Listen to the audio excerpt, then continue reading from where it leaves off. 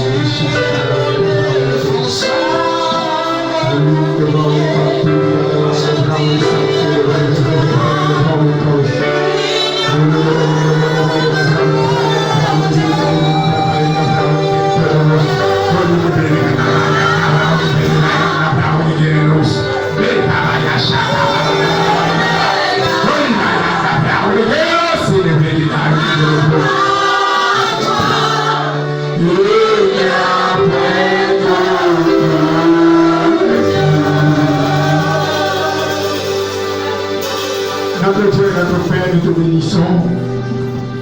Nous croyons en ta grâce et en ta puissance. Nous croyons en ton autorité et en ta grandeur. Nous prions que ta parole qui donne la vie vienne toucher nos cœurs, toucher nos vies. Nous donner la force de te servir avec zèle. Mais surtout, Seigneur notre Dieu, remplis-nous de force. Car ta parole déclare que ce n'est ni par la force ni par l'intelligence, mais par le Saint-Esprit. Quand nous parlons de force, nous parlons de la force de cet esprit dans nos vies. La force de l'Esprit de Dieu qui nous donne la grâce.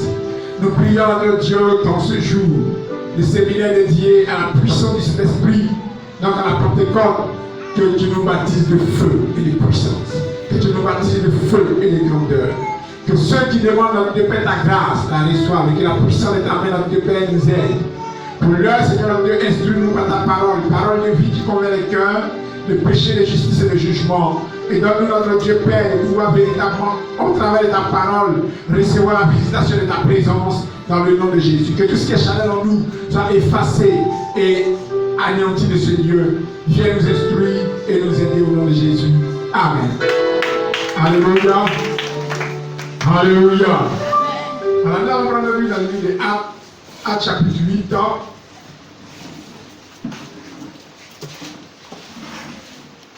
Nous allons lire du verset 1 au verset 17.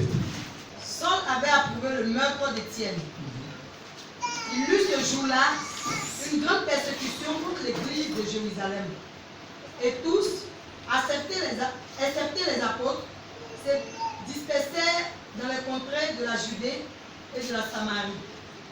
Des hommes pieux ensevelirent Étienne et le pleurèrent à grand bruit. Saül, de son côté, ravageait l'église, pénétrant dans les maisons, il en arrachait hommes et femmes et les faisait jeter en prison. Ceux qui avaient été dispersés allaient de lieu en lieu, annonçant la bonne nouvelle de la parole. Philippe, étant descendu dans la ville de Samarie, il prêcha le Christ. Les foules, tout entières, étaient attentives à ce que disait Philippe, lorsqu'elle apprit et vit les miracles qu'il faisait.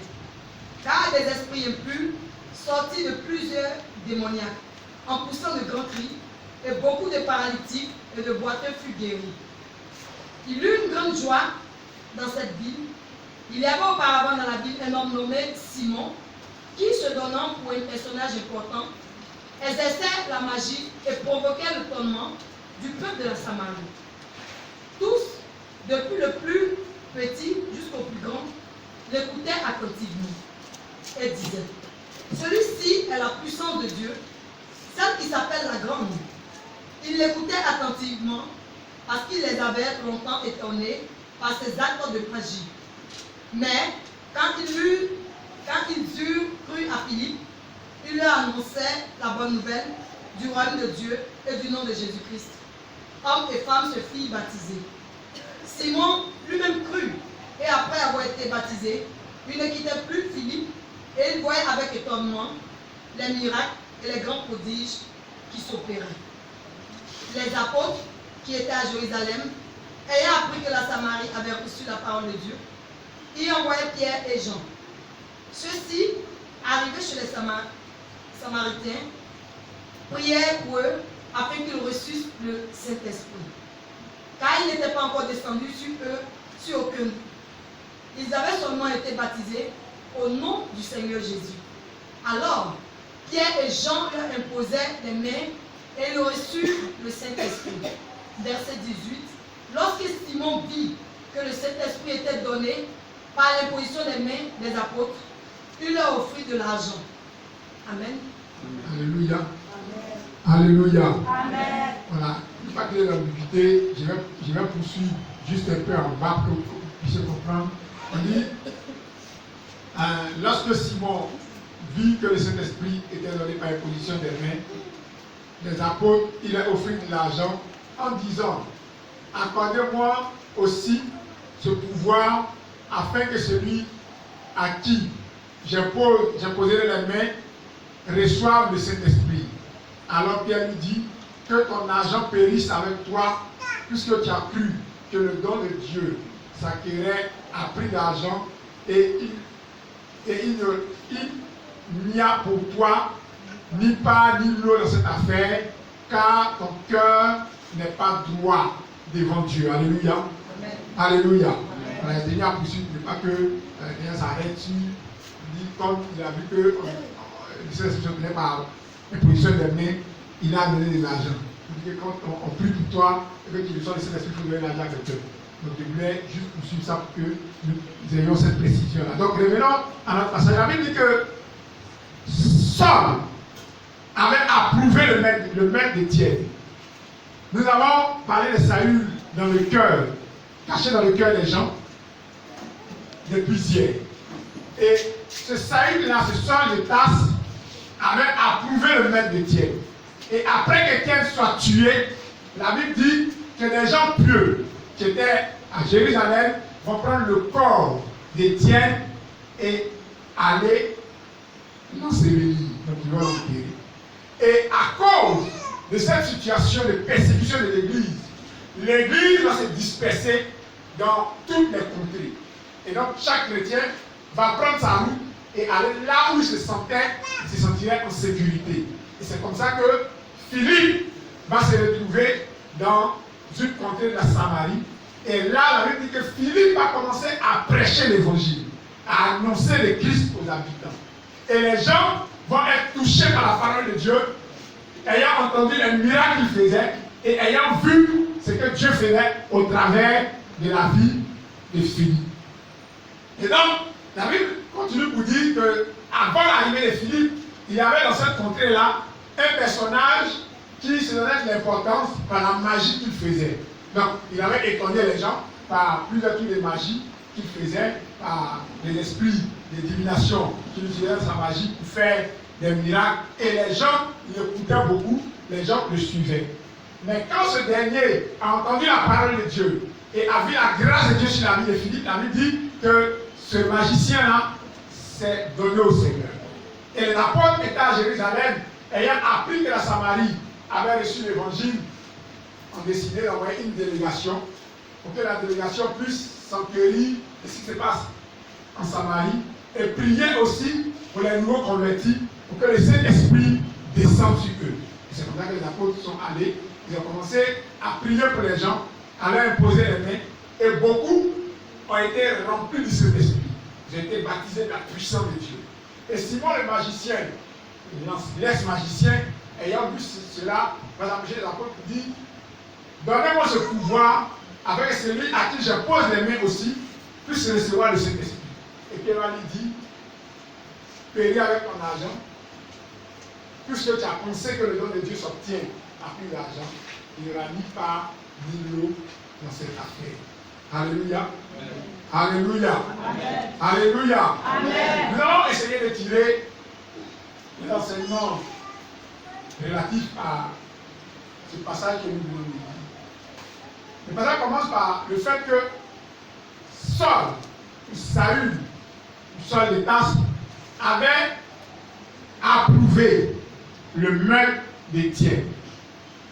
Je vous ai dit hier que ce Saül de Tarse, c'est celui qui est devenu plus tard l'apôtre Paul.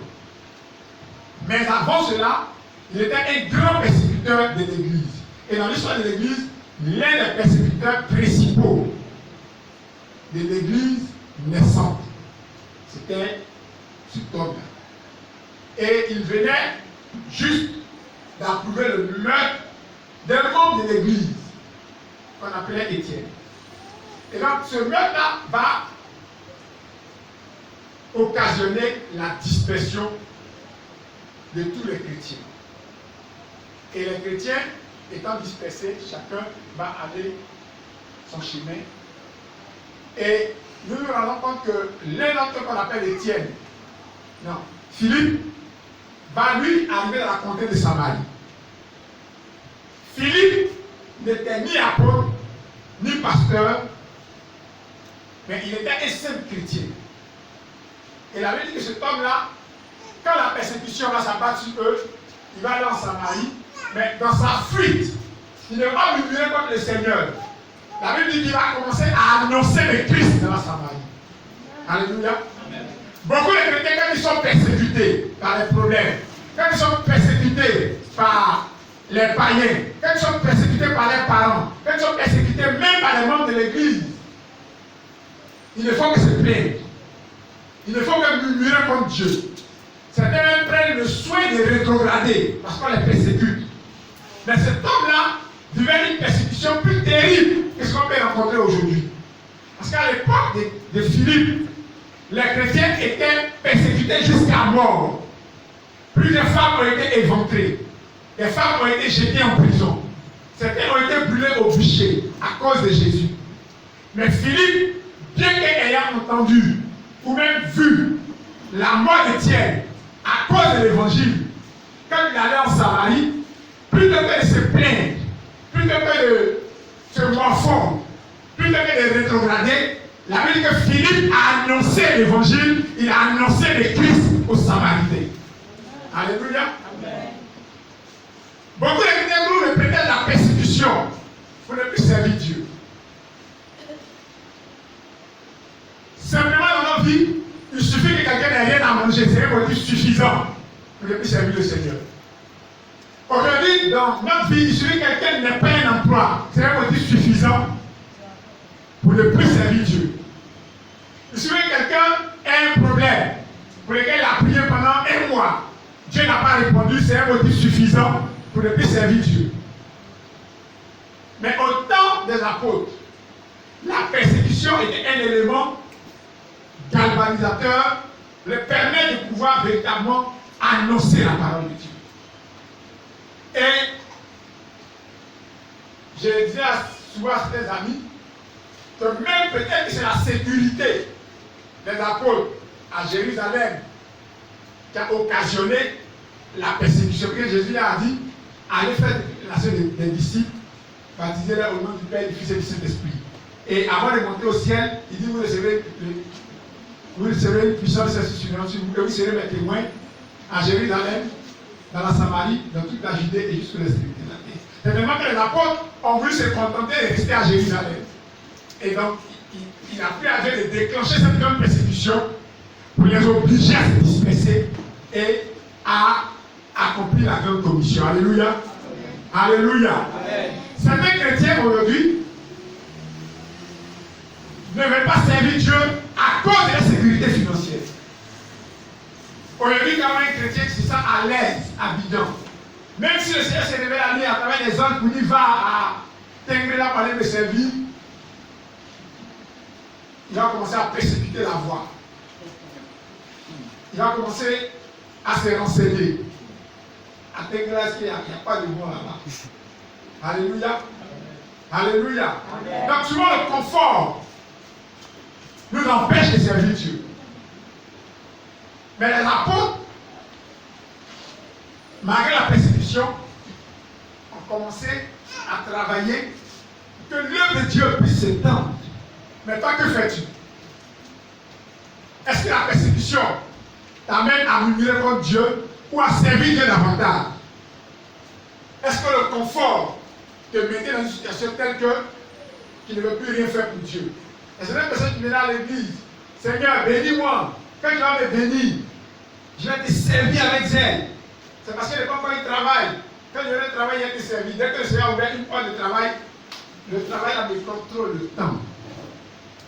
Parce que quand tu vois, on monte à 7 heures, on descend à 17 heures. Donc quand il descend comme ça, je suis fatigué. Donc vraiment, je voulais bien servir Dieu, mais vraiment. Donc Dieu a mal fait de te trouver un emploi. Dieu a mal fait de te bénir. Alléluia. Sache que le fait que tu sois en sécurité, que tu refuses de servir Dieu, peut créer une persécution. Tu vas te disperser.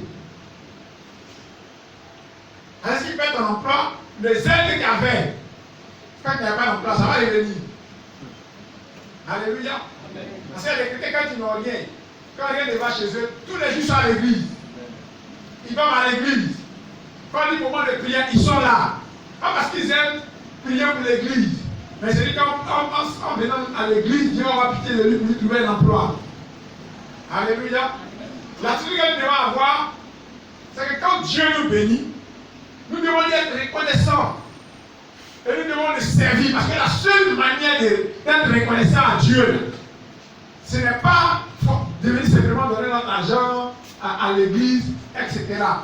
Pourquoi quand nous donnons des offrandes à Dieu pour son œuvre, Dieu nous bénit? Parce que Dieu considère que les offrandes que nous apportons à l'église permettent à l'œuvre d'évangélisation, permettent que l'évangélisation puisse prendre de l'ampleur, sert à l'œuvre d'évangélisation. Donc, quand nous donnons nos offrandes à Dieu, Dieu nous bénit, pas à cause, Dieu n'a pas besoin de notre argent, mais parce qu'il se dit qu'à travers notre don, nous pensons aux âmes qui doivent être sauvées. Donc, la meilleure manière d'être reconnaissant à Dieu, c'est de le servir en annonçant sa bonne nouvelle. Beaucoup de gens ont plein de problèmes parce qu'ils refusent de témoigner Christ autour d'eux. Beaucoup de chrétiens ne peuvent pas avoir la grâce de Dieu sur leur vie parce qu'ils refusent de servir le Seigneur. Écoutez-moi très bien. Nous sommes dans la période de Pentecôte. Tout le monde cherche aujourd'hui. Le problème de la puissance de l'Esprit est devenu un phénomène de mode. C'est-à-dire que tout le monde veut la puissance de Dieu sur ma vie. Mais tu veux la puissance de Dieu, c'est pour faire quoi? Alléluia. Amen. La grande question en fait c'est ça. Tu veux que Dieu débaptise de son esprit, c'est pour faire quoi? Si ça fait que les gens disent que tu parles en langue, si ça fait que les gens disent que non, lui il est loin, quand il prie vraiment, tu sens que l'Esprit de Dieu est là, c'est inutile. Parce que le but premier de la venue du Saint-Esprit, c'est que nous soyons des témoins de Jésus. Il dit, vous recevrez une puissance, le Saint-Esprit survenant sur vous, et quoi? Vous serez mes témoins. Et donc, la différence entre nous et l'Église primitive, c'est que la plupart de ceux qui cherchaient la présence de Dieu, qui cherchaient le baptême du Saint-Esprit, le recherchaient pour être témoins. Alléluia. Amen. Les apôtres étaient les seuls qui sont restés à Jérusalem pendant que l'Église était persécutée. Tous ceux qui sont dispersés, les simples chrétiens, sont allés annonçant la bonne nouvelle partout où ils allaient. Et ce Philippe-là va aller, il va commencer à prêcher. La Bible qui va prier pour les malades guérir. Il va prier pour chasser les démons. Aujourd'hui, quand quelqu'un rencontre quelqu'un qui a un problème de démons, on dit va voir le pasteur. Mais tu cherches la puissance du Saint-Esprit, pourquoi? Pour que ta voix puisse aller plus loin, pour que le pasteur soit arrêté à chaque fois qu'il y a un problème? Non. Quand on cherche la puissance du Saint-Esprit, c'est pour être les relais de Christ dans la vie de notre entourage. Et la Bible dit que les gens ont appris et ont vu les miracles qui se produisaient des mains de ce homme. Et ce simple individu qui, par la puissance de Dieu, est devenu quelqu'un de surnaturel. Alléluia. Amen. Alléluia. Amen. Et la Bible dit que toute la ville était étonnée. Et les gens se sont donnés au Seigneur en voyant les miracles s'opérer, en voyant les démons qui étaient chassés des corps.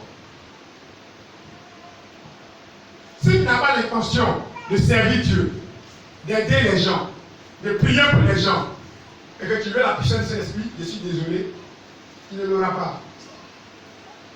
Parce qu'il faut qu'on appelle à ses vies la vérité. Peut-être qu'il sera rempli d'émotions, on va prier parce que dans l'église, on connaît aussi, il y a plein de comédiens qui sont dans l'église. Quand le Saint-Esprit arrive, il va se jeter là-bas, boum. Tu vas tomber cadeau.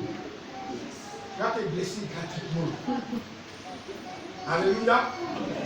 C'est pas que tu vas tomber là qu'on va voir que non, la Christ, il a touché.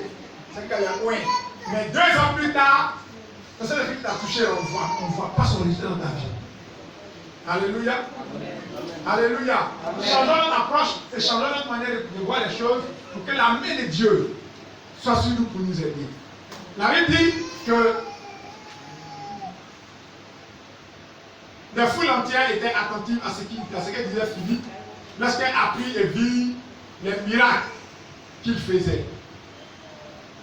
Car des esprits impurs sortis de plusieurs démoniaques en poussant de grands cris, et beaucoup de paralytiques et de boiteux furent guéris, car il y avait une grande joie dans cette ville. Philippe, je vous le rappelle, n'était pas prophète.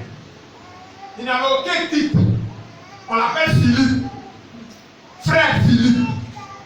Mais la Bible dit que par ses mains, des paralytiques marchaient. Aujourd'hui, pour qu'un paralytique marche, il faut que ce soit un grand prophète. Oui. Tu organises un grand programme pour qu'un paralytique marche. Ou bien si par malheur, Dieu a utilisé un frère en plus, qu'un paralytique a marché le même jour, il se proclame prophète des nations. D'abord, tu n'arrives pas à quelqu'un qui a prophète des nations parce que le paralytique a marché. Alléluia. Et c'est ça le gros problème qu'on a dans nos églises évangéliques. Tu peux être un frère en Christ, et puis Dieu va t'utiliser. Maman lui, Dieu peut l'utiliser pour que le paralytique marche. Voilà, Dieu peut utiliser maman Natacha, Dieu peut utiliser Philomène, Dieu peut utiliser la sœur Église, Dieu peut utiliser n'importe quel frère pour que les paralytiques marchent, que les aveugles voient. Alléluia. Mais aujourd'hui, à cause de l'orgueil, Dieu a du mal à faire ces choses.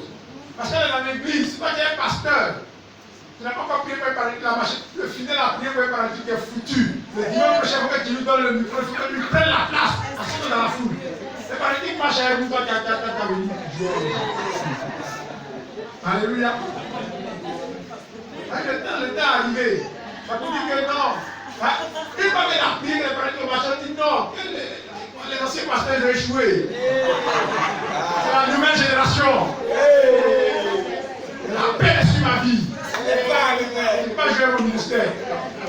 Non, viens maintenant. Je ne vais pas jouer au ministère. On parle des gens moins là, c'est nous. Alléluia. Est-ce que toi, là, tu es quand même marcher par le dit? Dans le péché, il n'y a pas d'évangile, il n'y a pas de puissance dans ce que vous faites. Alléluia. Le Dieu, c'est que dans mon micro dimanche à voir, les paralytiques vont marcher ici partout. Et c'est ça qui fait qu'aujourd'hui, l'église a des problèmes. Alléluia. Alléluia. Amen. Vous savez, je me souviens, au premier jour de l'évangile, en Côte d'Ivoire, des frères étaient capables de marcher d'un lieu à l'autre pour aller aider les gens. Ils n'étaient même pas appelés. C'est-à-dire qu'à faire l'appel, ils n'étaient même pas dans la tête de quelqu'un. Pour dire que moi, je suis pasteur, je suis évangéliste. C'est des frères, ils sont contents, ils marchent d'un lieu, d'un campement à l'autre. Pour aller prier pour les gens, pour aller annoncer l'évangile, donnez-moi bien à Jésus, c'est tout ce qui les intéressait. Mais aujourd'hui, même un saint franc Christ, un fidèle, il va dans une maison, quelqu'un est malade, il va prier pour lui. Envoie l'offrande d'abord, t'as pas le problème. Tu parles bien. C'est ça même. Bon. Moi, c'est dans mon ministère, il est prié pour toi. Mais l'évangile ne se marchande pas. Alléluia. Eux, tu vois les jeunes, parce qu'il avait prié quelque part là, dit qu'il a reçu l'onction. Il va de coup en coup, maintenant quand il y a un problème net, prépare ton offrande. Voilà.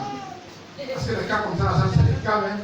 D'autres vont te voir pour dire non, le cas que tu as, c'est des cas où il y a peut-être à 100 000, mais comme c'est toi, donc 20 000. Sinon, ça c'est un cas qui est très grave, si tu n'as pas trouvé le front, tu sais qu'il y a des problèmes. Alléluia. Et beaucoup de personnes qui sont mises dans une histoire qui compromet l'évangile et la puissance de Dieu est en train de disparaître. Dieu n'est pas dans ces choses-là. Quand Dieu nous appelle, la première chose c'est de sauver les âmes. Si nous nous contentons simplement de chercher à sauver les gens, alors annonçons que Jésus les aide, les miracles vont nous accompagner naturellement. Alléluia. Vous allez voir une église où les gens commencent à mettre en avant l'évangélisation, les témoignages de miracles deviennent quotidiens. Ça veut dire quoi? Si ici par exemple, on décide simplement d'annoncer l'évangile aux gens, d'aller seulement dans la cour, dire aux gens que Jésus t'aime. Donc quand Jésus t'aime, si un malade a prié pour lui, quand il a parti derrière, il va apprendre que le gars est en train de mourir, il s'est réveillé.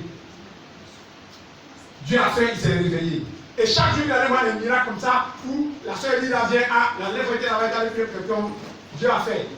Église, je suis là, à côté pour dire, la lèvre, il est dans le pied, oui, tu es là-bas, là. En tout cas, après l'évaluation, ça allait. Papa Zachary aussi qui vient. Donc, ça devient comme si c'était quelque chose de naturel. Et au temps des apôtres, c'était comme ça. Alléluia. Amen. Alléluia. Amen. Et la Bible dit que quand les apôtres ont appris, c'est que Philippe avait commencé à faire en Samarie, ils ont envoyé une délégation. Il n'a pas dit que Philippe là, il avait ce temps pour qui?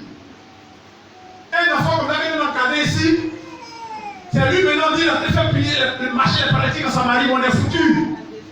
Ils ont envoyé des gens pour aller compléter sur l'œuvre que Philippe a commencé. Il faut qu'on aille prier pour les Samaritains, pour que les Saint-Esprit descendent sur eux, pour qu'eux aussi ils puissent répandre l'évangile. Mais aujourd'hui, Zacharie vient d'arriver, si on a appris que Zacharie allait prier pour que les gens vont marcher, les Zacharie ils se prennent dans ces 2 jours. Et lui qui vient d'arriver il n'y a même pas longtemps là, Adrien c'est vrai même. Qui était là-bas? Zacharie. Non. Alléluia. On apprend que Zacharie allait prier pour quelqu'un, Dieu a fait un miracle, peut-être qu'il dit, il va bien. Toutes les avions sont devenus fiers maintenant. On dit la nouvelle dans le quatrième, toutes les avions là. Donc une église comme ça, c'est ça évolue. On apprend que, oh, dit la sœur Philomène allait prier là-bas, Dieu a fait un miracle. Nous on est menacé dans l'église. Les nouvelles là, oh, ça on est foutu. Alléluia. Et c'est ça qui nous crée les problèmes. Quelqu'un va nous arrêter s'il va diriger un culte dimanche. Si Dieu s'est manifesté le jour où il a commencé à diriger un culte, il a dit, ouh, on est mort. Les nouveaux aussi, c'est est-ce qu'il a bien prié pour mettre les gens, les nouveaux comme ça? Alléluia. Alléluia. Et ça fait que la puissance de Dieu a du mal à se manifester dans l'église. Quelqu'un veut diriger culte, ou bien le culte musical veut chanter. On a donné peut-être la parole à Christelle, ou bien à Sabine. Elle est en train de chanter, Dieu se manifeste. Les gens sont en train de tomber en bouche avec la puissance de Dieu, elle en est. dirigeant a venu prendre le micro de le pasteur. Alléluia! Amen! Ah, recevez! Je viens là! Wouh!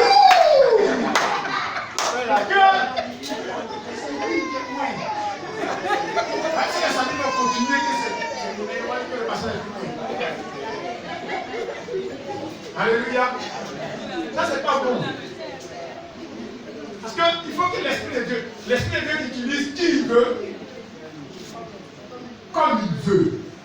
C'est vrai que dans l'église, cela n'a pas créé un désordre, voilà, où chacun vient. Parce qu'aujourd'hui, peut-être que c'est la Bible qui pourrait chanter, Dieu l'a utilisé à chanter, prophétiser un peu sur les gens. Même prochainement, si on me donne le micro, il faut qu'il prophétise aussi sur les gens. Parce que nous tous faire la même chose dans le quartier. C'est pas comme ça se passe. Alléluia. Alléluia. Amen. Dieu m'a décidé, par exemple, un dimanche, moi je suis le pasteur, que pendant ma prédication, il ne va rien faire. Mais pendant que les gens sont en train de chanter, il va bénir tout le monde. Si Dieu a fini de bénir les gens pendant que les gens chantaient, si vous voyez que Dieu ne va rien faire, s'il veut forcer, on va mener les vies. Alléluia. Donc arrêtons de nous jalouser. Parce que nous sommes en affaire de Pentecôte, et nous se dit la vérité, que quand le Seigneur a descendu sur tout là, il s'amuse.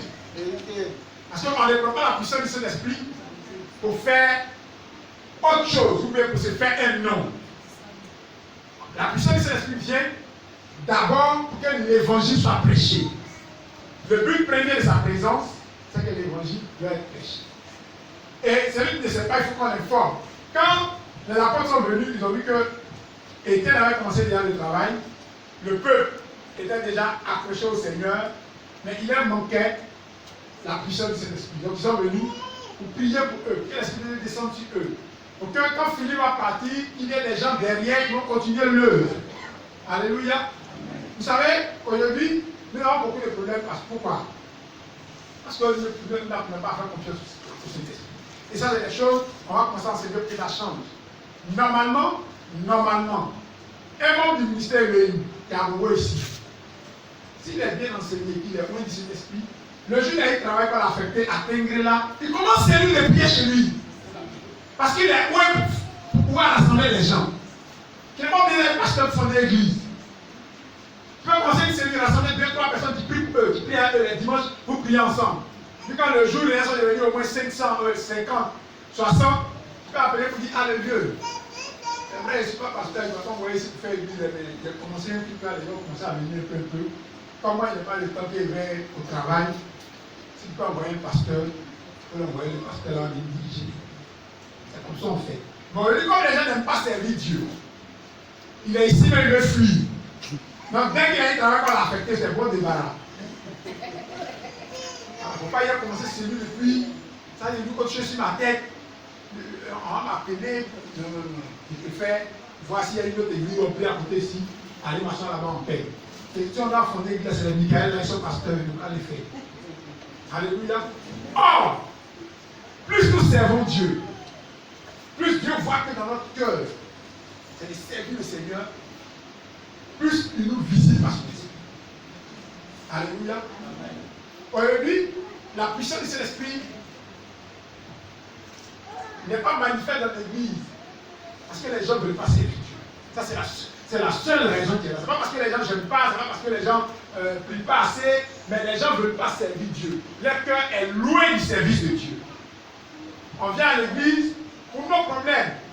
Et les problèmes ne finissent pas.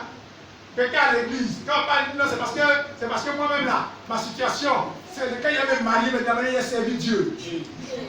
Quand il est marié maintenant, bon, bien sûr, bon, je l'ai préparé pour mon mari, je l'ai fait comme ça. Comme le Seigneur me donnait les enfants, maintenant il a les servi. C'est là trop terrible. Quand les enfants viennent maintenant, quand tu veux prier les enfants, puis à côté, quand tu es, bon, quand il y a la réunion maintenant, il faut laver les enfants, il faut faire comme ça, et puis, tout est mort. Mais pendant ça vient son nom, le gars, il envoie son nom. Alléluia. Donc nous revenons à la puissance du Saint-Esprit et nous voulons que cette puissance-là remplisse nos différentes vies. Mais la condition sine qua non pour que la puissance de Dieu descende dans ta vie, c'est que dans ton cœur, tu aies l'envie de faire connaître l'évangile. Que ton cœur soit pour l'évangélisation. Pour l'évangélisation, on n'a pas besoin d'être un chrétien trop affaibli pour évangéliser. Allez dire à quelqu'un, bonjour mon frère, Jésus t'aime, Jésus est bon là. On a besoin des diplômes de théologie pour ça. Alléluia. Ah, avant, moi j'étais dans le voile, dans le mensonge, par la grâce de Dieu, Dieu m'a délivré. J'ai donné ma vie à Jésus, maintenant je suis quelqu'un de bien. Dieu est en train de me transformer un peu. Toi aussi tu peux faire ça pour toi. Ça, on a besoin d'être un projet de théologie pour aller annoncer l'évangile. Souvent les chrétiens, on met des blocages dans la tête pour dire non, et si je m'en vais qu'on me pose des questions, c'est la première question, ils sont obligés de répondre. Si tu vas évangéliser que la vraie de Dieu est bien ou qui dit ah, bon, moi je suis un seul nouveau chrétien, je commence à annoncer l'évangile que Jésus fait. Si tu veux savoir où Dieu est né, il faut venir voir mon pasteur. Pour devoir voir mon ami là, lui. En tout cas, toutes les questions qu'on a lui poser, toutes les réponses. Si effectivement le gars pose une question pour qu'on puisse comprendre, il va venir voir ton pasteur. Mais c'est juste pour t'emmerder, il va venir. Alléluia. On n'est pas l'évangélisation pour montrer aux gens qu'on connaît la Bible, qu'on a lu la Bible, qu'on peut répondre à toutes les questions. Non, non, non. Alléluia. Amen. Toi, tu vas seulement témoigner de Jésus. Seigneur, je veux aller te faire connaître ta volonté. Tu arrives, si tu es malade, il ne faut pas te dire qu'il y a d'autres guérisseurs, il n'y a pas d'autres guérisseurs. Tu pries pour le malade, toi tu t'en vas. Jésus l'a fait. Quand on était nouveau converti là, c'est ça qui nous a encouragés dans le Seigneur. Donc, nous, quand on a annoncé l'évangile aux gens, priez pour les malades. Tu pries pour quelqu'un qui a fumé, qui voulait pécher Jésus. Tu pries pour les frères qui est malade. 2 ou 3 jours après, quand tu leur rends visite, on dit il est guéri. On dit Dieu est fort, Dieu est fort. Toi-même, tu es content que Dieu est bon. Et puis, ça t'encourage à aller de l'avant. Mais si tu penses qu'aujourd'hui, l'un des gars de Mini a fait de concurrence, l'autre gars s'est dit si et puis lui, il n'est pas guéri, il ne suis pas moi. Mais, qui n'est pas moi qui après. Tu n'es pas moi la terre, oui. Tout le monde a la même chose, on se promène dans le quartier ici. Puis tu as prié là, si Dieu veut le guérir, Dieu merci. Mais si tu vas dans l'optique de pouvoir avoir des statistiques pour éventer devant les gens, moi il y a plus de 10 parties, il y a plus de 120 morts, il y a plus de 100. Bon, ça c'est ton problème à toi. Alléluia. Et donc quand la puissance de Dieu va descendre sur vous, n'ayez pas peur de faire connaître la grâce de Dieu autour de vous. Quel collègue de service peut nous parler de Jésus? Jésus est bon. Jésus a fait ça pour moi. Ça fait partie des petits témoignages que tu as. Et partager ta foi avec les gens pour les encourager à s'accrocher au Seigneur. Réellement que si nous changeons de manière de concevoir les choses, que nous tournons vers l'évangélisation, Dieu va nous connaître naturellement. Alléluia. Nous allons nous tenir debout. Et tu vas demander à Dieu de venir te remplir de sa présence. Tu vas demander à Dieu, tu vas dire à Dieu que tu as besoin de la puissance de cet esprit. Tu vas lever les mains.